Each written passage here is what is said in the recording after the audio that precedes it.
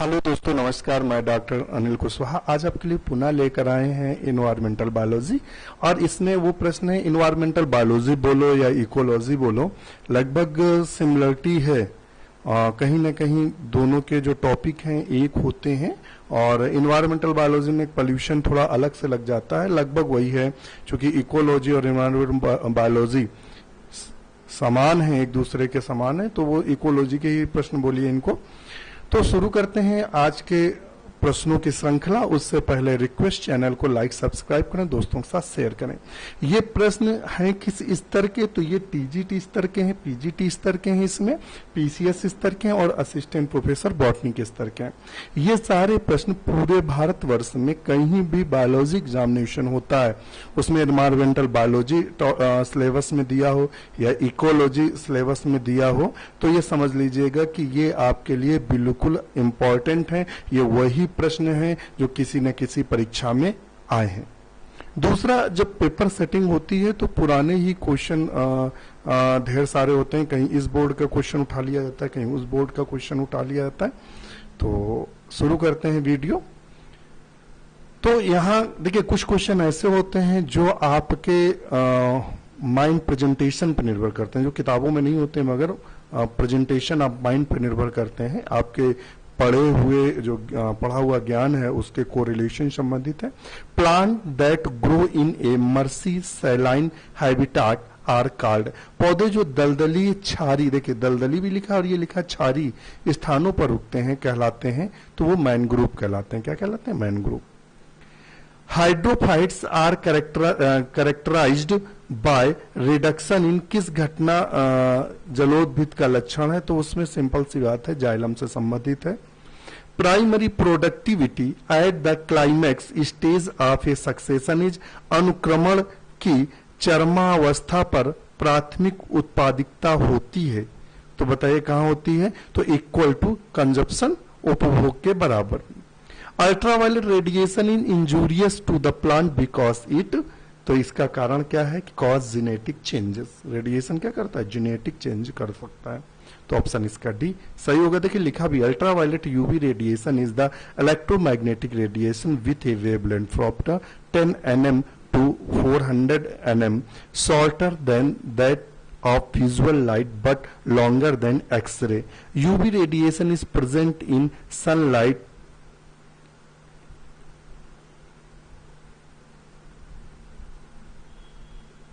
कहाँ चला गया भाई? सनलाइट, हाँ, constituting about 10% of the total output of the sun. UV rays is harmful which cause skin cancer, genetic change in human and plant. Next question देख लेते हैं। The most stable natural ecosystem could be, सबसे स्थायी प्राकृतिक ecosystem हो सकता है। तो स्थायी और प्राकृतिक जो इकोसिस्टम हो सकता है वो समुद्र का हो सकता है। देखिए तालाब क्या है, आज तालाब बने कल सूख गए, पानी खत्म हुआ तो सूख गए, मगर समुद्र का जो इकोसिस्टम है वो सबसे स्थायी रहेगा। जंगल का भी क्या है, जंगल अगर काट दिया जाए तो खत्म हो जाएगा, या वहां लोगों ने दखल अंदाजी कर दी तो इकोसिस्टम डिस्टर्ब हो जाएगा। मान लो वहां सांप रहते हैं, सारे सांप वहां से पकड़ लिए जाए, या जंगल में शेर रहते हैं, मान लो 50 शेर हैं और 50 शेरों को वहां से ट्रांसफर कर दिया जाए तो क्या हो जाएगा? डिस्टर्ब हो जाएगा। मगर समुद्र में ऐसा संभव नहीं है। The orchid plant growing in the tree are, orchid पौधे जो दूसरे बच्चों पर उगते होते हैं तो वो कैसे होते हैं? सिंपल सी बात है, एपीफाइट। कैसे होते हैं? एपीफाइट। और इनमें एक वेलामेन नाम की स्पेशल संरचना पाई जाती है। Air pollutants gases causing acid rain, तो एसिड रेन कौन उत्पन्न करता है? तो सल्फर डाइऑक्साइड और NO3, ये दोनों करती हैं। देखिए ढेर सारी बार पूछा गया क्वेश्चन है, लगातार आया है। The insectivorous plant is, insectivorous plant इसमें कौन सा है? नेपेंथीज जो है वो इंसेक्टिवोरस प्लांट है। और एक क्वेश्चन पूछते हैं कि इंसेक्टिवोरस प्लांट कहाँ पाए जाते हैं? तो उन स्थानों पर पाए जाते हैं जहां नाइट्रोजन का अभाव होता है। तो ये इंसेक्ट से अपनी नाइट्रोजन की पूर्ति करते हैं। Total root parasite is, total root parasite कौन सा है? तो बताइएगा सेंटेलम या लोरेंथस या ओरोब्रेंकी। तो इसमें कौन सा है? सेंटेलम तो पार्शियल है, और ओरोब्रेंकी, तो Orobanche and Rafflesia is the total root parasite. जो कौन है, ओरोब्रैंकी और Rafflesia total root parasite, Cuscuta is total stem parasite, और partial stem parasite Viscum and Loranthus, और पार्शियल रूट पैरासाइट जो सेंटेलम और थेसियम, ये थोड़ा याद कर लीजिएगा। Ornithophily is the pollination brought about by, ornithophily परागण उत्पन्न किया जाता है, तो ऑर्निथोफिली जो परागण होता है वो किसके द्वारा, बर्ड्स के द्वारा। ऑर्निथोफिली है pollination caused by birds, it also known as the bird pollination, this pollination is flowering plant by birds. Nitrogenous food reserve are found in the cell of, nitrogen युक्त खाद्य संग्रह पदार्थ होता है, तो बताइए नाइट्रोजन युक्त खाद्य संग्रह पदार्थ होता है ब्लू ग्रीन एल्गी में, ग्रीन एल्गी में, ब्राउन एल्गी में, रेड एल्गी में। ये तो फंसा दिया भाई, देख भी लेते हैं। तो blue green algae is also known as the cyanobacteria is the unicellular और filamentous, this algae are probably descent of the oldest oxygen producing organism of earth. Nitrogenous food reserve found in the cell of blue green algae, the reserve food material, the special type starch and protein। देखिए ये जो question है आपके pre ज्ञान पे निर्भर करेगा। हमने आपसे कहा था ना कुछ क्वेश्चन ऐसे आते हैं, अब उसने यहाँ क्वेश्चन नाइट्रोजन युक्त खाद्य पदार्थ संग्रह कौन करता है, तो ये कंफ्यूजन वाला क्वेश्चन था। The greatest air pollution disaster during recent year had been witnessed in, हाल ही के वर्षों में सबसे भयंकर वायु प्रदूषण त्रासदी देखी गई, तो कहाँ देखी गई थी बताइएगा। तो वो तो फिर भोपाल आएगा, क्या आएगा भोपाल, जहां मेथिल आइसोसाइनेट निकली थी। Soil texture wise water erosion is maximum, मृदा गठन के अनुसार जलीय अपवर्धन अधिकतम होता है। सैंडी यानी बालुई दोमट में, लोमी सिल्ट में, सिल्टी लोम में, और क्लेई लोम में, तो किस में होता है, तो सबसे ज्यादा होता है ए नंबर पे। In soil texture wise water erosion maximum the sandy loam, because water erosion cause and on site loss the agricultural potential and an off site effect of down stream movement of sediment.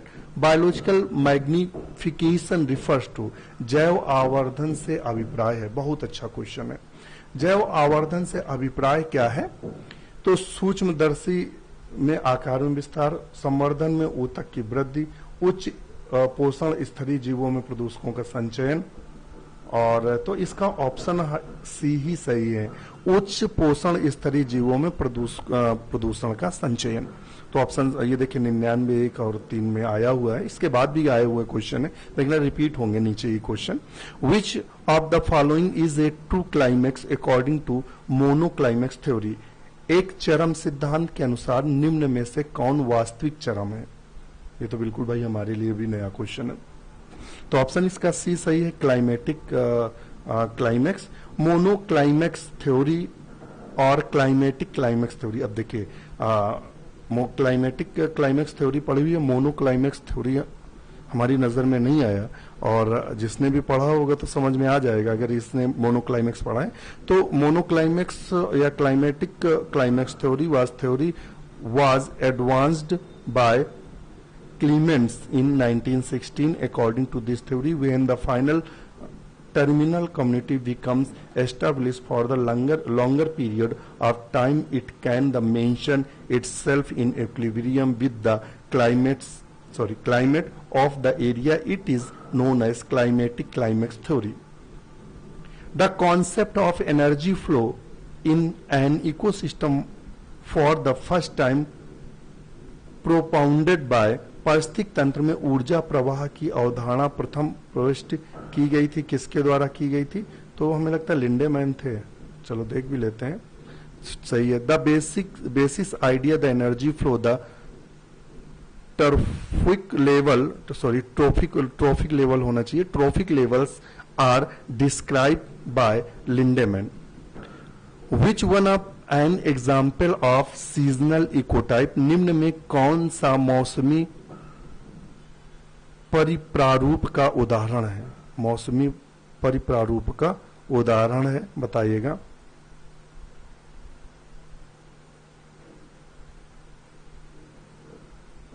तो option D सही दिया हुआ है, Cassia सियामिया।